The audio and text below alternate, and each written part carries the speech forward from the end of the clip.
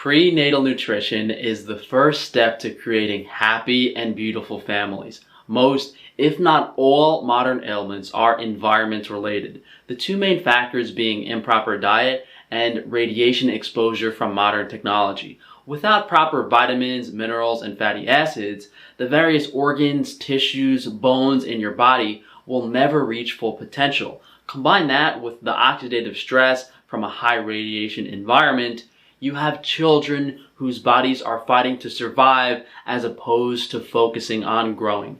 And in all of our past families, ancestry, indigenous groups, there are traditional feeding methods for the couples trying to conceive.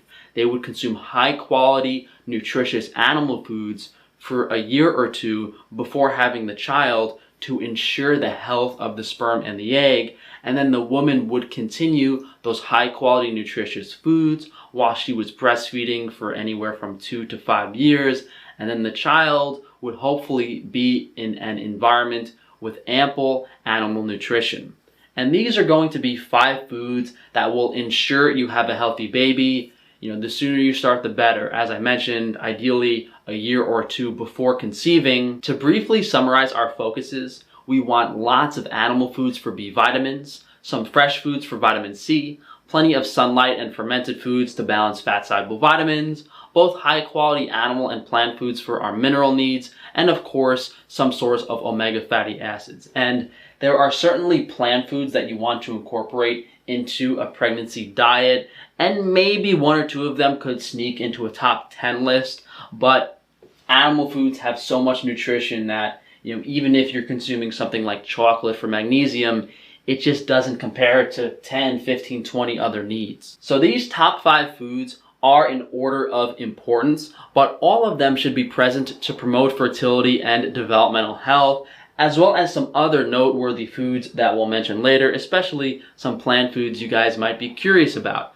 Brief basics to keep in mind are that all of these animal foods, and really animal foods in general, are super nutritious. They have water and fat-soluble vitamins correlating to their protein and fat content, as well as feed quality. So what I'm emphasizing here is the nutrients these specific foods are amazing for, as opposed to listing every single nutrient.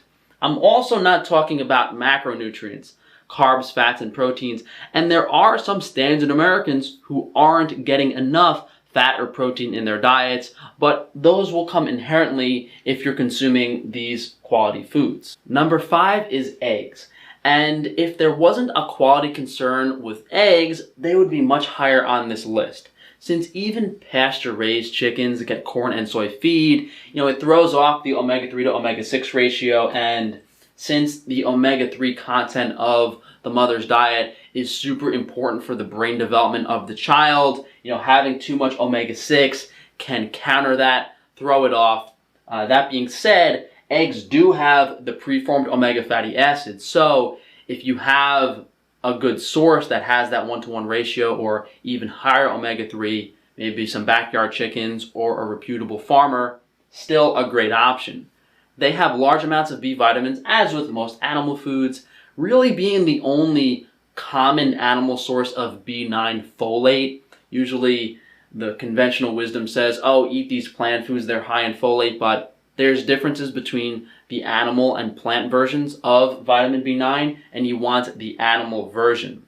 Eggs aren't super high in a bunch of different minerals, mainly iron, copper, zinc, and sulfur, but they're actually copper dominant, which is usually specific to ocean foods. So definitely something good for balancing your minerals if you're eating mostly land animals.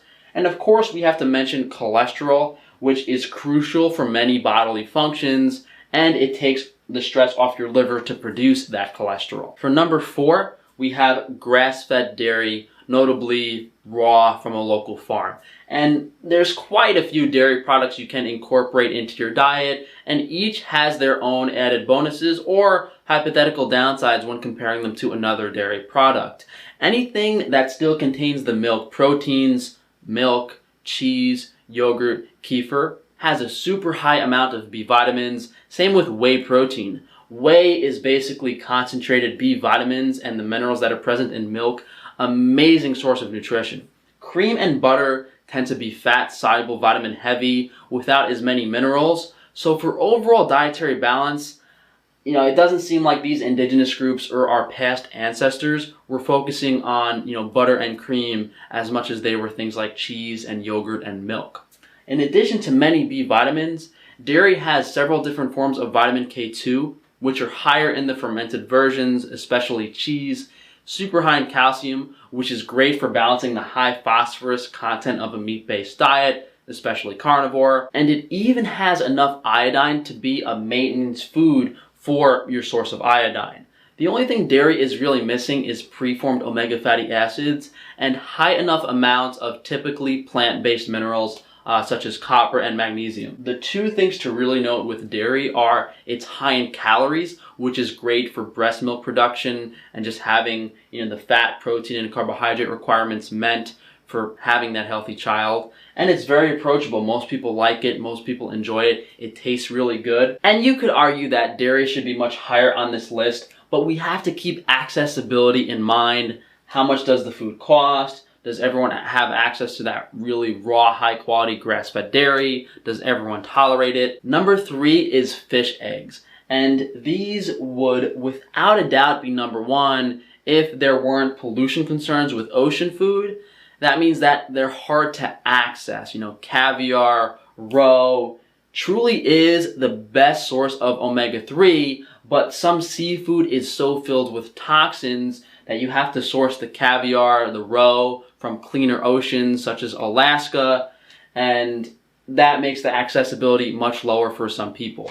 It's incredibly high in all the vitamins, both fat-soluble, water-soluble, and it's balanced. It's not really favoring anything specific. It has adequate amounts of all the minerals, but most importantly, it is the highest and best source of preformed omega fatty acids, EPA and DHA. Just 1 or 2 tablespoons of this food per day will have more of an impact than any other food. And we see a common theme here that these super nutrient-dense foods also have a lot of cholesterol, which again is crucial for all cells in the body, especially a developing baby. For number 2, we have brains. And normally I wouldn't put a food like this on here, as it can be hard to access and it's not exactly approachable from a culinary perspective. But since there is so much concern with pollution in seafood, brains are a guaranteed source of omega fatty acids, although I still consider the fish roe perfectly fine. Again, this is an option if you're paranoid and don't have a reliable source of omega-3 from ocean life. There's a reason that the elite make caviar so expensive and they fearmonger about mad cow disease for animal brains. They don't want you getting that omega-3 in your diet and actually becoming smart, successful, and happy. If you have any concerns about that type of stuff, I have a video titled Raw Meat Safety. They are more fat-soluble vitamin focused, still just as high in omega-3 as the fish eggs, but slightly worse off from that water-soluble vitamin and mineral perspective. But again, one of the main priorities and needs of a prenatal, pregnancy, early childhood diet is to get lots of omega-3, and this does that exactly. Of course, we can't forget the high cholesterol content, and nature is telling us something when all of the most nutritious foods are incredibly high in cholesterol. We need it in large amounts to be optimal human beings. So number 1 is simply meat, muscle meat, animal protein. Most people are incredibly deficient in B vitamins and minerals, and just by eating 1.5 pounds of quality animal protein per day, you would arguably have a pretty healthy child, especially compared to a standard American diet. Yeah, you might be lacking some minerals, some B vitamins, definitely some vitamin D3 and some K2, but in the context of the modern society, it's certainly a good step in the right direction. Has just about everything you need, especially cholesterol to fuel healthy tissue, just doesn't have high enough amounts of certain things. Shellfish like oysters and mussels would definitely take over number 1 if we didn't have that ocean pollution concern. They're just so high in vitamins, minerals that you can't get from these foods like selenium, manganese, magnesium, and you could even argue that raw grass-fed dairy could be number 1 because of the vitamin K2 and the gut health factor, as that vitamin K is incredibly important for skeletal health, bone development, and if your gut isn't healthy from those probiotic foods like kefir and yogurt, you won't be producing the vitamins that your child needs to form tissue properly in the womb. So if you're able to piece together every single nutrient you need and understand that, you would basically have what we call like D1 model babies. You know, there's a reason in those past indigenous groups, everyone kind of looked very similar, the same. They were all attractive, tall, very physically fit. It's because they all followed similar dietary principles.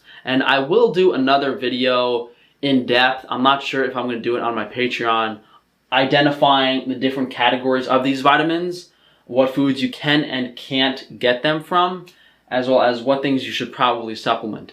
So just to talk briefly on some plant foods, we have chocolate, which is arguably the healthiest plant food just because it has so much magnesium and copper that you can't really get anywhere else, despite some anti-nutrient concern. Potatoes are also an excellent source of copper. I think they have some magnesium as well.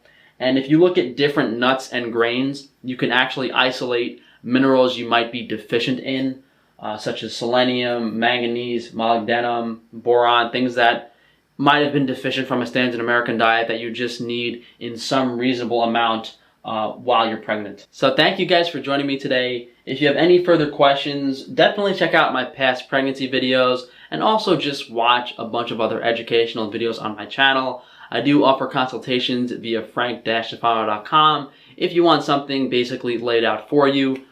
So if you guys could please just leave a comment down below, drop a like on the video, and let me know what you guys would like to see in the future. So I'll see you guys for tomorrow's video.